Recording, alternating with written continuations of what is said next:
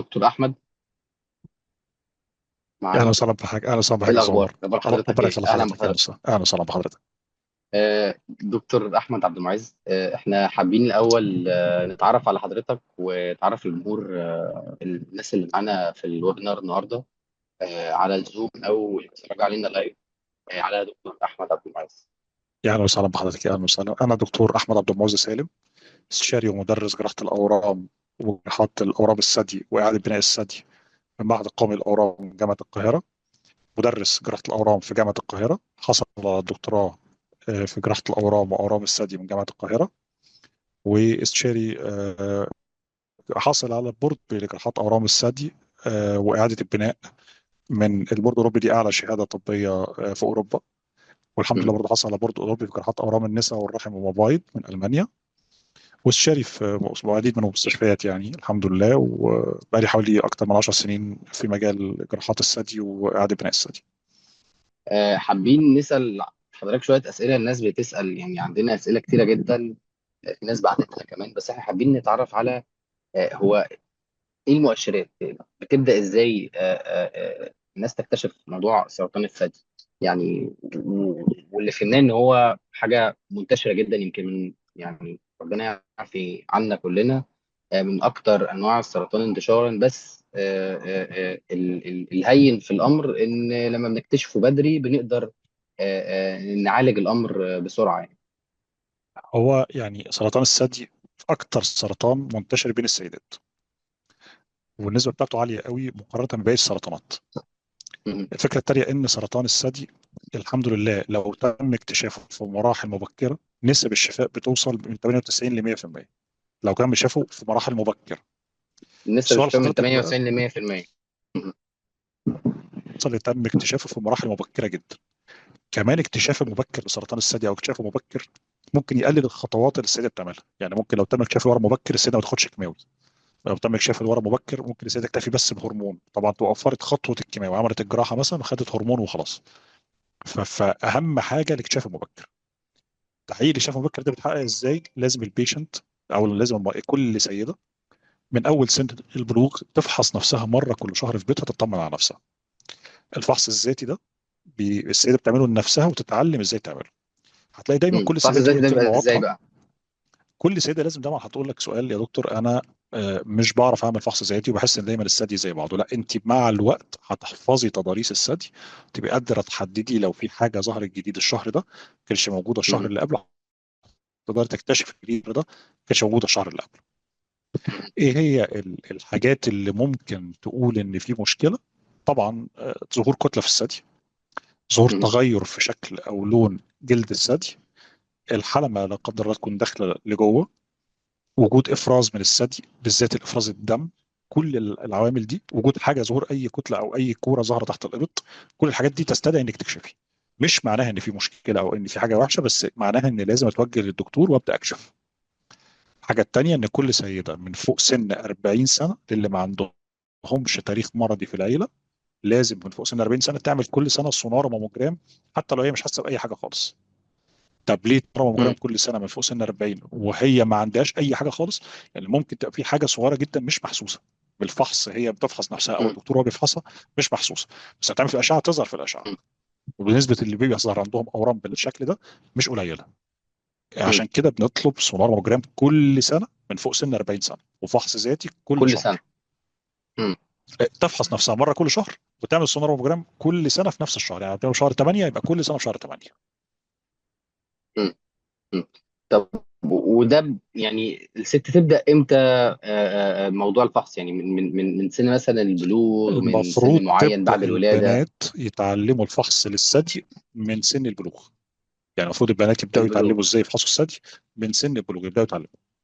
م- ومفروض ان يعني اللي عندهم بقى تاريخ مرضي في العيله ده وضعهم مختلف. اللي عندهم تاريخ مرضي في العيله يعني مثلا جيل مامتها بيأثر جيل ازاي بقى؟ اختها جيل، م- جدول الفحص بتاعهم بيختلف. لازم هي ساعتها من فوق سن 20 ل 25 سنه توجه م- مره كل سنه للدكتور يفحصها فقط.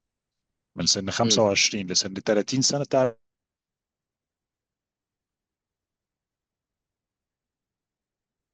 انا صوت حضرتك مش ظاهر عندي.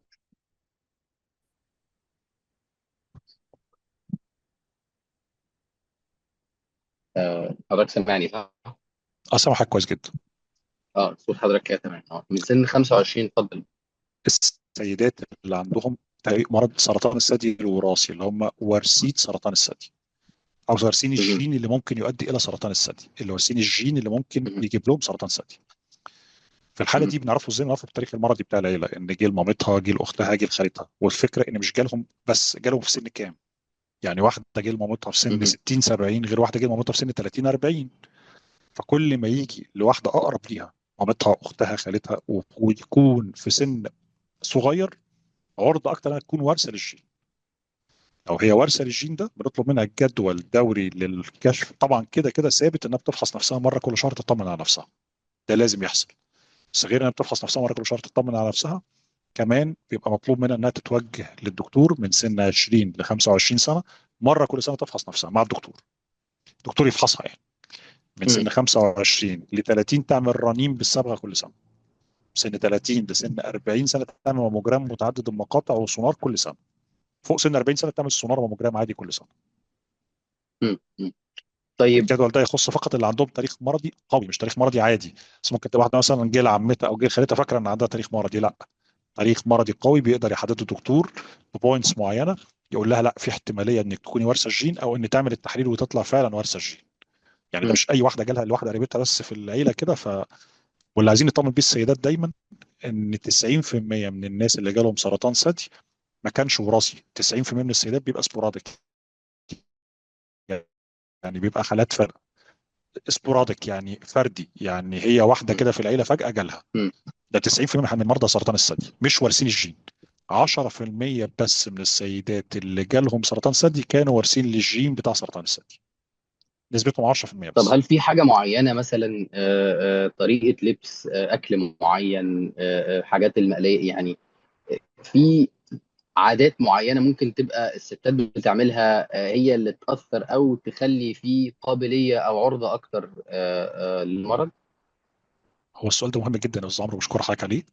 هو بس الفكره يا استاذ عمر ان في بعض العوامل اللي ممكن تؤدي لسرطان الثدي. انا بقول بعض العوامل اللي ممكن تؤدي. بس قبل ما اقول العوامل دي لازم اوضح نقطه مهمه جدا، ان ممكن العوامل دي كلها تبقى موجوده عند سيده وما يجيلهاش تماما سرطان الثدي. ممكن سيده ما يكونش عندها اي عامل من العوامل دي خالص ويجي لها سرطان ثدي.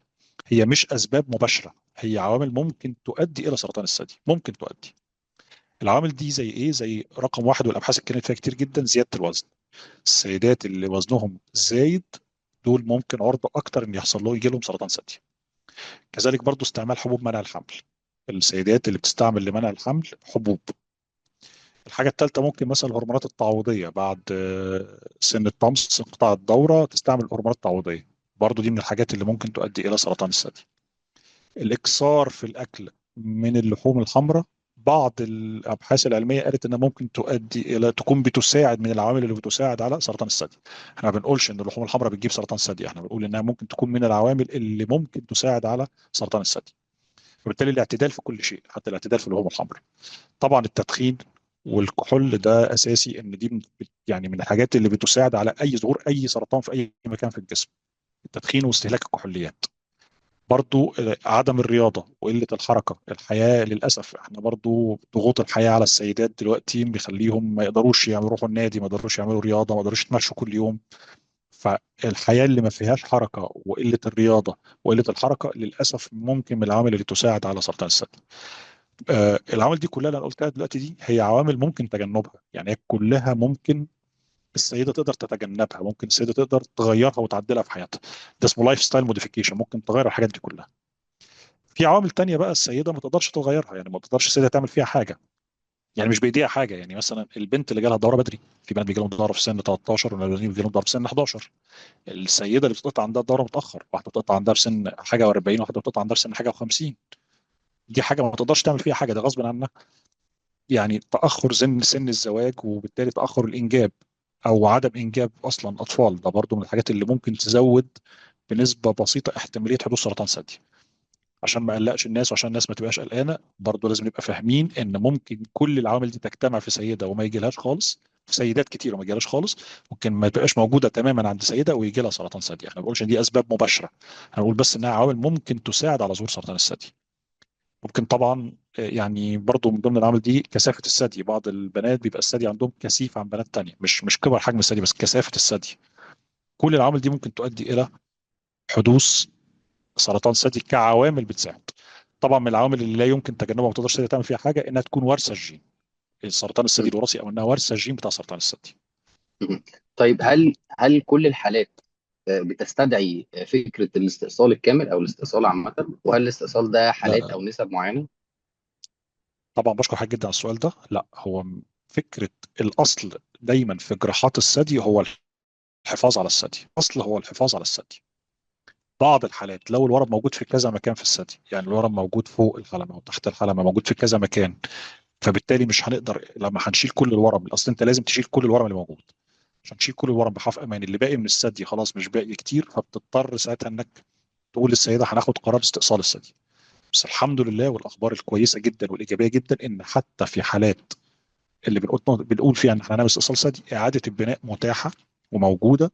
بيبقى شكل الثدي مش هنقول زي الاول، ممكن احيانا بيبقى احسن من الاول.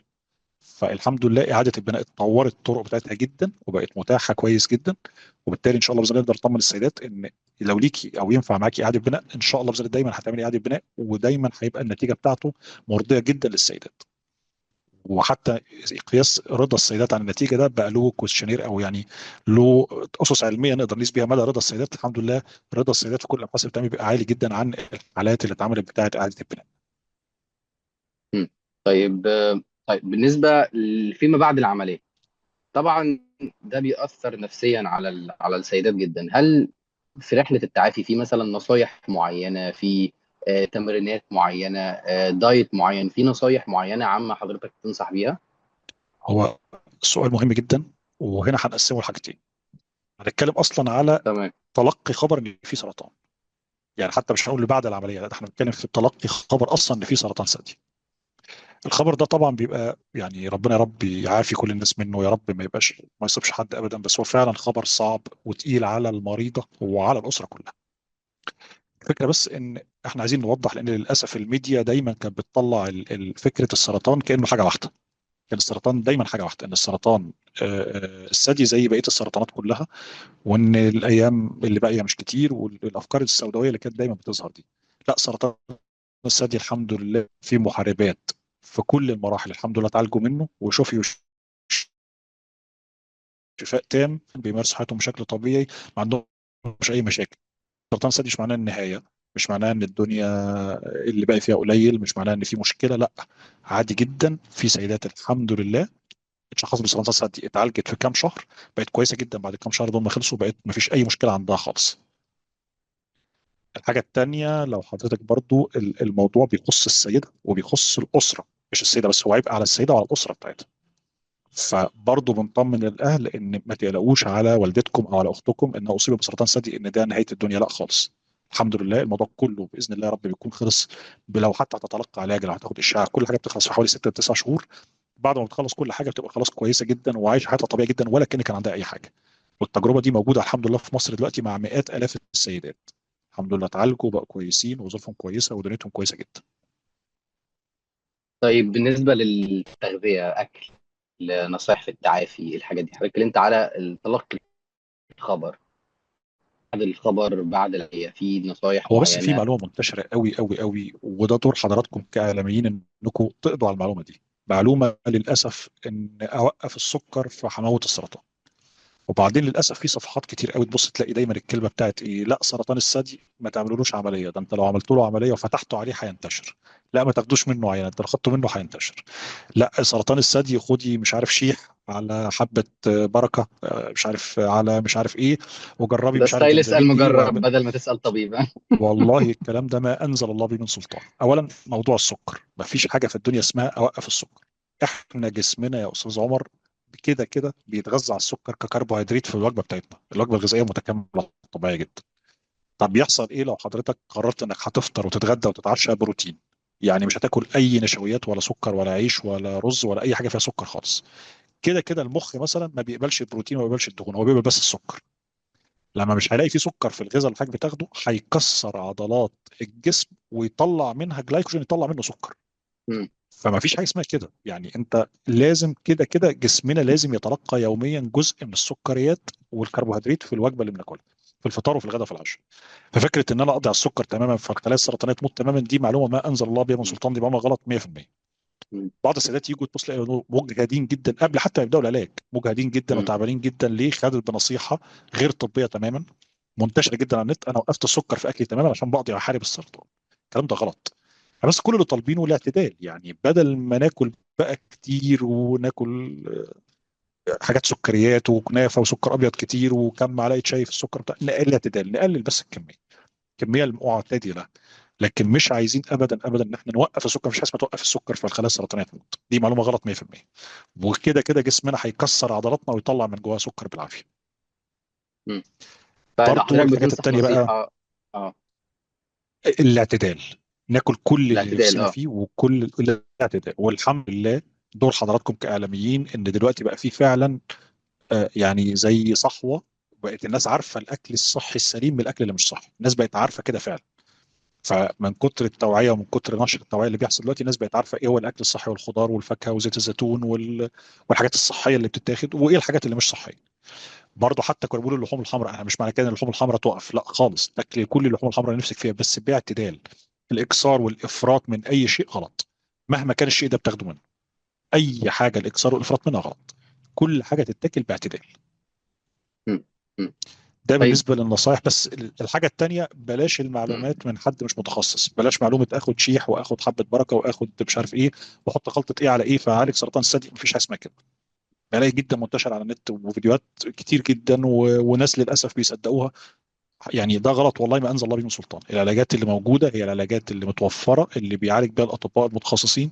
علاج كيماوي، علاج مناعي، علاج هرموني، علاج موجه، ده اللي موجود وده اللي متاح وده اللي فعلا بيعالج وبيجيب فعلا النتيجه. والله انا شفت سيده سمعت كلام برضو حد من مش عارف حط ايه على ده ايه، لحد ما الموضوع انتشر وكبر جدا وعمل مشاكل. كتير جدا من السيدات قابلناهم كده. بس في سيده معينه كده انا فاكرها كويس قوي، كلنا كنا زعلانين على ان هو للاسف بيعلق السيدات بحاجه نفسيه ويقول لها حطي مش عارف دواء ايه وخدي اعشاب ايه وخدي حاجات ايه واكل ايه معين وبتاع، ويمنع بقى ما فيش كيماوي وما فيش جراحه وما فيش اشعاع، المسار الطبيعي للعلاج اللي المفروض يتم. مم. وهو ده بيتلاقى مع نفسيتها، هي مش عايزه تاخد كيماوي، مش عايزه شعرها يقع، مش عايزه الحاجات دي، فبيقابل عندها رغبه في نفسها فبتسمع الكلام ده. الكلام ده مم. بيخلي الورم يكبر وينتشر ويعمل مشاكل. حرام ان ده يحصل ابدا. طيب، عايزين نفهم الفكرة بتاعت الورم الخبيث والحميد، وهل الحميد ده ممكن يتحول إلى خبيث؟ وهل سرطان الثدي ده يصنف حميد ولا خبيث، ولا هو ليه أنواع برضه؟ لا، هو كلمه سرطان يعني خبيث. كلمه سرطان ايكوال كلمه خبيث. اي مم. سرطان هو خبيث. مم. الفكره بس ان في برضه، ودي متخصصه قوي، في نوع من السرطانات خبيث بس ما عندوش قدره على الانتشار، وفي خبيث عنده قدره على الانتشار بس هو في الاخر سرطان يعني خبيث. دول مساويين لبعض. الورم المرض الحميد هو حميد وبيفضل طول عمره حميد وعمره ما يقلب حاجه وحشه. يعني كلمه حميد تعني خلاص ان الورم ده عمره ما يقلب حاجه وحشه. احيانا المشكله تحصل في ايه؟ تحصل بس ان في دقه للاشعه. فالاشعه مثلا لو معموله مع دكتور مش متخصص، او الاشعه معموله في مركز او جهاز ضعيف شويه او كده، فالدكتور يقول ده حميد ويطلع مش حميد في الاخر، نكتشف بعد كام شهر ان هو مش حميد. ده اللي ممكن يحصل، وارد يحصل بنسبه بسيطه قوي بتحصل، تبقى غالبا نتيجه يعني ديفكت في التشخيص. لكن الحميد بمجرد ما هو حميد وثبت ان هو حميد بالعينه، خلاص هو حميد فور ايفر وما يقلبش حاجه وحشه الحمد لله. بالنسبه للثدي في اماكن تانية في الجسم الورم الحميد فيها ممكن لو اتساب شويه يقلب، لكن في الثدي الورم الحميد هو حميد خلاص فور ايفر، حميد على طول. الخبيث هو خبيث يعني سرطان، كلمه خبيث تعادل سرطان. طيب، احنا مصطلح بتاع إعادة البناء عايزين نشرحه شوية، علشان ممكن يبقى مصطلح جديد الناس مش فاهماه. يعني ايه اللي بيحصل، ايه اللي بيتم، يعني ايه المصطلح؟ هو كلمه اعاده بناء يعني ان الثدي هيتشال او هيتشال جزء كبير من الثدي، بس احنا مش عايزين ان السيده تطلع يبقى خارجه من العمليه بدون ثدي. ففي نفس الجراحه في نفس العمليه يتم استئصال الثدي كاملا، ممكن بقى مع الحفاظ على جلد الثدي مع الحفاظ على الجلد والحلمه، ونعيد بناء الثدي بحاجه تانية تحط مكان الثدي، زي ممكن حشوات السيليكون او عضله من الظهر او دهون من اماكن معينه في الجسم تتحط مكان الثدي ويعاد بناء الثدي. لان احيانا كمان يعني الثدي السليم من الناحيه التانية ممكن يتصغر ويتعدل بحيث يبقى شكله زي الثدي الجديد اللي تم اعاده بنائه، يبقوا الاثنين متماثلين، يبقى شكلهم احسن من الاول كمان. الكلمه بتاعت احسن من الاول دي كلمه مهمه ولازم نوصلها للسيدات، ان احيانا كتير اعاده البناء الحمد لله السيده بتوصل بعدها الى ان شكل الثدي احسن مما قبل العمليه اصلا. فيعني بقى دلوقتي في، واحيانا ورم كبير مثلا يتشال بطريقه تجميليه، بحيث ان يتم مثلا تصغير الثديين، وفي نفس عمليه التصغير اللي هي عمليه تجميليه تماما نشيل الورم اثناء الجراحه. خارجه من العمليه شالت الورم وعمل تصغير للثدي. فاعاده البناء وتجميل الثديين وجراحات الثدي التجميليه هي الوصول لنتيجه الحمد لله في الاخر تبقى السيده عندها ثدي، او انها اتخلصت من الورم وشالته، او شالت الثدي كله، او شالت الورم بحواف امان، وفي نفس الوقت النتيجه بعد العمليه يمكن احسن من قبل العمليه. فكره ان هل ممكن يرجع المرض تاني، او يرجع بعد شر المرض تاني بعد الاستئصال وبعد اعاده البناء؟ انا بس عايز اوضح هنا نقطه، ان احتماليه الارتجاع وارده سواء تم اعاده بناء او ما تمش اعاده بناء.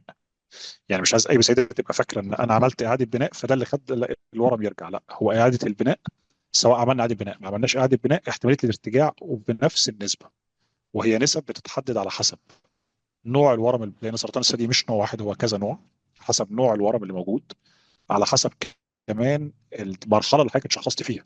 يعني سيده اكتشفت الورم وهو 2 سم غير سيده اكتشفت الورم وهو 7 سم. سيده اكتشفت الورم والغده اللي فيها مصابه غير سيده اكتشفت الورم والغده اللي فيها مش مصابه. فعلى حسب المرحله اللي حضرتك اتشخصت فيها، على حسب العلاجات اللي حضرتك اخذتيها وجوده العلاجات اللي حضرتك اخذتيها، على حسب المرحله اللي حضرتك اتشخصت فيها، هو ده اللي بيحدد احتماليه الارتجاع بتاعت الورم. اما اعاده البناء من عدمه فده ما بيؤديش الى ان اللي عملت اعاده بناء يجي لها ارتجاع اعلى من اللي ما عملتش اعاده بناء. طب احنا، هو حضرتك عمال بتذكر الانواع والمراحل، ايه الفرق؟ يعني في كام نوع وفي كام مرحله تقريبا؟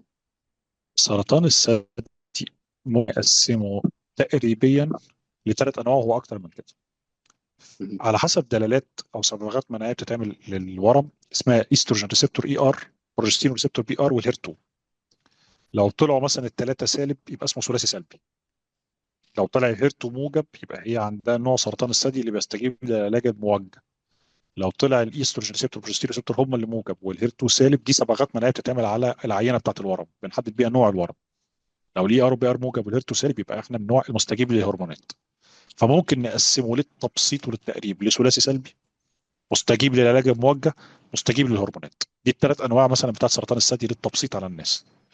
كل نوع منهم بقى له احتماليه اعلى شويه في الارتجاع، احتماليه اقل شويه في الانتشار، وهكذا. فسرطان الثدي مش نوع واحد، وما ينفعش التعامل معاه كله على انه نوع واحد. مهم. طب بالنسبه للمراحل؟ كلمه المراحل دي يعني للتبسيط مثلا، لو الورم اكتشف هو 2 سم او اقل اعتبر ان دي مرحله. ده بالنسبه للثدي يعني. من 2 ل 5 سم دي مرحله، اكتر من 5 سم دي مرحله بالنسبه للثدي. الغدد الانفيه مصابه ولا مش مصابه دي برضو تعتبر مرحله، ومرحله ثانيه. برضو بقى على حسب عدد الغدد المصابه قد ايه، اقل من 3 غدد، اكتر من 3 غدد. برضو هل تم تشخيص الورم كان منتشر في الجسم ولا مش منتشر في الجسم. يعني كل دي ممكن مسائل اول ما تظهر خالص ويظهر عندها سرطان ثدي تبقى هي اتاخرت في انها اكتشفته، فنكتشف ان في انتشار مثلا. فعلى حسب الثلاث حاجات دي بنقدر نحدد المرحله بتاعت السيده هي في انهي مرحله. امتى نقول وبرضه ان ده ان متاخر؟ يعني ربنا يا رب يعافي جميع ربنا يعافيك. المحاربات ويعافي كل المرضى. لو مثلا في انتشار في الكبد، في العظم، في الرئه. بس برضه عايز اوضح لحضرتك في سيدات عندها انتشار في اماكن معينه في الجسم، وبرضه في وجود الانتشار الحمد لله بياخدوا علاجات وبيتحسنوا جدا والدنيا بتبقى ماشيه معاهم كويس جدا، وبيعيشوا الحمد لله سنين وسنين وسنين حتى بعد الانتشار كويسين، ما فيش مشكله، مش تعبانين. فالحمد لله والدنيا احسن كتير قوي في سرطان الثدي.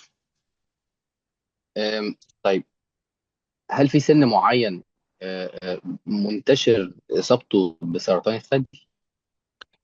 اكتر سن بيجي فيه سرطان ثدي من 50 ل 60 سنه. يا ده اكتر 50 سن ل اللي 60 بيجي سنه؟ ل 60 سنه. بس برضو اشمعنى؟ السرطان الثدي موجود. لا، هو دي انسيدنس يعني، ده حدوث يعني. هو الحدوث بتاع مم. سرطان الثدي بيتقاس باحصاء كده، احصائيات يعني. فبنلاقي ان دايما اعلى بيك بتاع ايج بتاعهم من 50 ل 60 سنه. مفيش تفسير محدد اشمعنى في السن ده بالذات. لكن مم. برضو سرطان الثدي في حالات من 20 سنه لحد 70 و80 سنه موجود. بس ده بيقل من فوق ال 70 وقليل من 20 ل 30. طيب، كويس. البيك بتاعته او طب اعلى رقم خالص من 50 ل 60. طب او هل بالتحديد من في 45 ل 60. هل في نظام غذائي معين، او يعني حاجات معينه تنصح بيها؟ احنا اتكلمنا عن السكر والتدخين والحليات واللحمه الحمراء. هل في حاجه معينه بتنصح بيها تقلل مثلا المرض او تخلي التعافي احسن؟ يعني اكيد هو ما فيش دلاله علميه قاطعه، عشان احنا مش هنقدر نقول سرطان الثدي مرتبط بالاكل فقط. بس اكيد الناس اللي كانوا عايشين في حياتهم ياكلوا اكل صحي، اكيد الدنيا كلها بتبقى فارقه معاهم، مش بس في سرطان الثدي، ده في السكر وفي الضغط وفي امراض القلب وفي كل حاجه. اكيد الدنيا معاهم احسن من الناس اللي كل استهلاكهم في الاكل اكل مليان دهون ومقليات واكل مش صحي. الحاجه التانيه برضو الاسترس ده مشكله كبيره جدا. اكيد الناس اللي بتمارس رياضه، واحنا كلنا في الحياه دلوقتي عندنا ستريس، بس اللي بيستجيب للستريس قوي واللي مقلل الاسترس على نفسه على قد ما يقدر هو قله الحركه والسيدنتري لايف، الحياه الثابته اللي ما فيش فيها حركه وما فيش فيها نشاط وما فيش فيها رياضه. وللاسف ده من الاعباء الكتير اللي موجوده على السيدات، اعباء البيت والاسره، مخليهم مش قادرين يعملوا كده. كل ده حاجات